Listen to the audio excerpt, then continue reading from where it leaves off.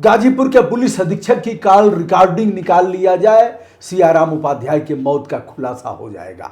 गाजीपुर के एसपी ही क्यों, गाजीपुर के एडिशनल एसपी, गाजीपुर के नौनहरा के सीओ, वहां के तत्कालीन इंस्पेक्टर जिनका निलंबन हुआ और वर्तमान इंस्पेक्टर का, इसके साथ साथ भारतीय जनता पार्टी के जिला अध्यक्ष ओम प्रकाश राय का, एक और मृतक के भाई का भी कॉल डिटेल्स निकाल लिया जाए, सर्विलांस पर उनका भी मोबाइल लगाया जाए, दूध का दूध पानी का पानी हो जाएगा।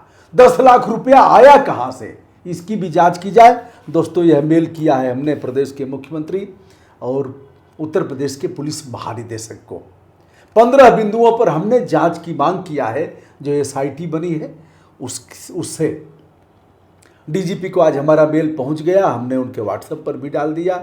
और जो 3 लोग जांच कमेटी में, एसआईटी में विशेष जांच दल बनाया गया है, उनके मुखिया को भी भेज दिया।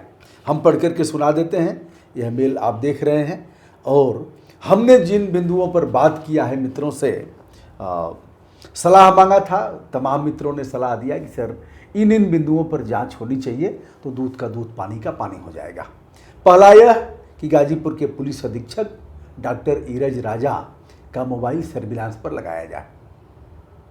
9 सितंबर को सियाराम उपाध्याय की हत्या हुई, 9/10 की रात, 9 सितंबर को सुबह से और अब तक, जब तक हमने मेल किया है तब तक कॉल डिटेल्स निकाल लिया जाए।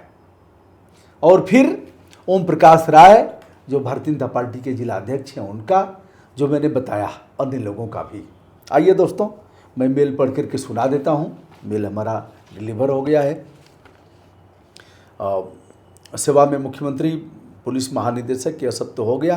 बिंदु नंबर 1, 9 सितंबर को सुबह से आपको सूचना पत्र दिए जाने तक गाजीपुर के पुलिस कप्तान डॉक्टर ईरज राजा, संबंधित पुलिस अधीक्षक, अपर पुलिस अधीक्षक, क्षेत्राधिकारी एवं थाना प्रभारी, तत्कालीन एवं वर्तमान निरीक्षक की कॉल डिटेल्स एवं रिकॉर्डिंग निकालकर जांच में शामिल किया जाए। इस जांच में भारतीय जनता पार्टी के जिला अध्यक्ष श्री ओम प्रकाश राय का भी कॉल डिटेल्स एवं रिकॉर्डिंग सम्मिलित किया जाए। बिंदु नंबर 2, घटना के दिन धरने के दौरान नेताओं के भाषण को जो पुलिस विभाग ने रिकॉर्ड किया अथवा सोशल मीडिया पर डाला गया है, सभी का संकलन कर जांच में शामिल किया जाए। बिंदु नंबर 3, किस सक्षम अधिकारी के आदेश पर पुलिस ने लाठीचार्ज किया, लाठीचार्ज में कौन कौन पुलिसकर्मी शामिल थे, उनके मोबाइल का लोकेशन थाने पर था क्या। यानी कुछ ऐसा न हो कि उन्होंने किया ही न हो, क्षेत्र में रहे हों और फिर उन्हें भी निलंबित कर दिया गया हो, उन्हें भी लाइन हाजिर कर दिया गया हो, तो उनका मोबाइल ट्रेस कराया जाए, क्या थाने के लोकेशन पर उनका मोबाइल था उस समय। अगला बिंदु है 9 सितंबर की शाम 6 बजे से 10 सितंबर की प्रातः काल तक 8 बजे तक, प्रातः काल तक लाइट कितनी बार कब कब कटी, क्या प्रभारी निरीक्षक अथवा थाने के अन्य उप निरीक्षक से विद्युत विभाग के एसएसओ, जेई, लाइनमैन इत्यादि से कोई बातचीत की गई है, इसे भी कॉल डिटेल्स और कॉल रिकॉर्डिंग के आधार पर जांच में शामिल किया जाए। बिंदु नंबर 5, थाना और अगल बगल के सीसी फुटेज को संरक्षित कर इलेक्ट्रॉनिक साक्ष्य के रूप में शामिल किया जाए। 9 सितंबर के शाम 6 बजे से 10 दिसंबर की सुबह 8 बजे तक थाना के इर्द गिर्द 500 मीटर की परिधि में जिन मोबाइल नंबरों का लोकेशन प्राप्त होता है उसे भी ट्रेस कराया जाए। यानी उस परिधि में कितने लोगों के मोबाइल नंबर उक्त कालखंड में शो किए हैं। अगला है 11 सितंबर को सियाराम उपाध्याय की मृत्यु के बाद अपराध दर्ज करने के लिए 3 पन्नों की तहरीर मृतक के पिता श्री गिरजा शंकर उपाध्याय के हस्ताक्षर से दी गई थी, जिसे पढ़ते हुए अपर जिलाधिकारी एवं अपर पुलिस अधीक्षक को देखा गया है, जिसके फोटोग्राफ्स भी हैं। इसके बाद उक्त तहरीर के आधार पर अभियोग पंजीकृत क्यों नहीं किया गया, इस बिंदु पर भी जांच किया जाए। बिंदु अगला है रुपया 10 लाख मृतक के परिवार को किसने और कब दिया, जिसका उल्लेख मृतक के भाई शशिकांत उपाध्याय द्वारा वीडियो में करते हुए देखा जा रहा है। वह झोला भी देखा जा रहा है, नोट का झोला, जिसको फेंकने के लिए वो जा रहे हैं। इस पैसे का इंतजाम पुलिस द्वारा क्या चंदा लगा करके किया गया, अन्य किसी स्रोत से दिया गया है। वे नोट किन किन श्रेणियों के थे, जैसे 500, 200, 100, 50 एवं इसके निचले स्तर के थे। मतलब घूस लेते हुए अगर पकड़ा जाता है कोई लोक सेवक तो उसमें 500 के इतने, 200 के इतने, 100 के इतने, 50 के इतने, 20 के इतने, 10 के इतने, 1 के इतने, इतने सिक्के सब लिखा जाता है, बयां बयां लिखा जाता है। एक देहाती भाषा है बयां बयां। तो यह भी बताया जाए कि 10 लाख में कौन कौन से नोट थे, किसने किससे लिए गए हैं और कौन पहुंचाया था। अगला है लाठीचार्ज में घायल अन्य लोगों का मेडिकल परीक्षण फिर से कराया जाए तथा जांच में इसे भी शामिल किया जाए कि क्या मृतक और घायलों का इलाज किसी अस्पताल में हुआ है, यदि हाँ तो कहाँ और किस स्तर का। यह भी बताया जा रहा है कुछ लोग झूठे ही मलहम पट्टी और ऐसे कुछ बांध करके चल रहे हैं, तो जाँच कराया जाए और जाँच में हो सकता है वहीं से कुछ क्लू निकले। अगला है पोस्टमार्टम में चिकित्सीय पैनल का अभिमत चोट एवं एंटीमार्टम पोस्टमार्टम से पहले भी शामिल किया जाए तथा चिकित्सीय अभिमत व वीडियोग्राफी का मिलान विरोधाभासी तथ्यों का भी जांच विशेषज्ञ टीम के साथ कराया जाए। क्या सर्वोच्च न्यायालय और राष्ट्रीय मानवाधिकार आयोग द्वारा प्रतिपादित पोस्टमार्टम के नियमों का पालन प्रस्तुत घटना में किया गया है, इसका भी उल्लेख जांच के दौरान किया जाना चाहिए।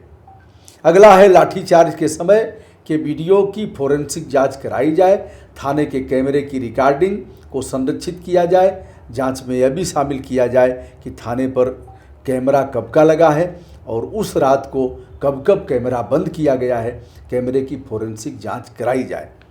अगला है सियाराम उपाध्याय के गंभीर रूप से घायल होने की जानकारी पुलिस को कब मिली, क्या इसकी एंट्री, क्या इसका कोई लिखित पुलिस के किसी अभिलेख में दर्ज किया गया है।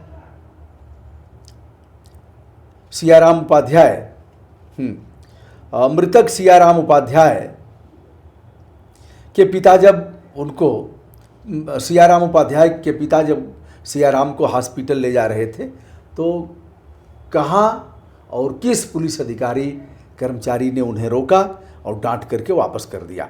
मृतक सियाराम उपाध्याय एवं धरना संचालकों के मोबाइल का कॉल डिटेल्स एवं कॉल रिकॉर्डिंग निकाला जाए। सियाराम उपाध्याय को किसने धरने पर बुलाया। सियाराम उपाध्याय के भी मोबाइल की जांच होनी चाहिए मृतक की, कि आखिर किसने बुलाया, किन किन लोगों से बातचीत हुई, क्या क्या बातचीत हुई। अगला है घटना के कई दिन बाद तक सियाराम उपाध्याय की मृत्यु के लिए अपराध दर्ज न किया जाना किस तरह की लापरवाही और कोर्ट के नियमों का उल्लंघन है। अपराध दर्ज न किए जाने के कारणों एवं दोषी अधिकारी की जिम्मेदारी को तय किया जाए। अगला है मृतक सियाराम उपाध्याय के बड़े भाई शशिकांत उपाध्याय के मोबाइल का कॉल डिटेल्स एवं रिकॉर्डिंग 9 सितंबर की सुबह से अद्यतन निकाला जाए, क्योंकि शशिकांत से किसकी बात हुई है, कहाँ खेल हुआ है, पानी कहाँ भरा है। जो शशिकांत कल तक ललकार रहा था, जोगी मोदी कर रहा था इसे, वह एकाएक कैसे पलट गया। जो कह रहा था कि हम पैसा फेंक देंगे, नहीं लेंगे, भीख मांग करके हम जी लेंगे, वह कह रहा है कि कुछ मिला ही नहीं है, कैसे चलेगा।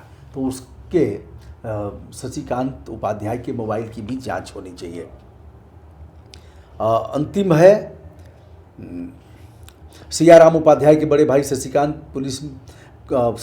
को पुलिस कब कब अपने साथ पुलिस अधीक्षक, अन्य अधिकारियों, जिला मुख्यालय, थाना इत्यादि पर ले गई है, कितनी देर के लिए ले गई, किनसे बात हुई, इसको भी जांच में शामिल किया जाए। अंतिम बिंदु है, यदि आवश्यक समझें तो हमें भी जांच प्रक्रिया में अपना पक्ष रखने का अवसर दिया जाए। बयान देने से कम 72 घंटे पहले हमें सूचित किया जाए। कहाँ रहूँगा, कहाँ नहीं रहूँगा, तो भैया बता दीजिए। मेल किया हूँ, व्हाट्सअप है, व्हाट्सअप नंबर भी हमारा है जिससे मैं किया हूँ 94 52 455 444। तो 72 घंटे पहले बता देंगे तो देश के किसी भी कोने में रहूँगा, गाजीपुर, बनारस, जहाँ कहेंगे वहाँ मैं धमक जाऊँगा। फिर बस अपना नाम है, मोबाइल नंबर है और अपना पता है। तो दोस्तों यह रहा। क्या आपको लगता है कि यह सारे बिंदु ठीक है? क्या इन बिंदुओं को अगर जांच में शामिल किया जाएगा तो दूध का दूध, पानी का पानी हो जाएगा? और मामला यही नहीं खत्म होता है। यह उनके लिए है जिनको वह डरा धमका करके ठीक कर देंगे। जिन लोगों ने अपना जमीर अभी तक कायम रखा है उन्हें वह क्या डरवाएंगे।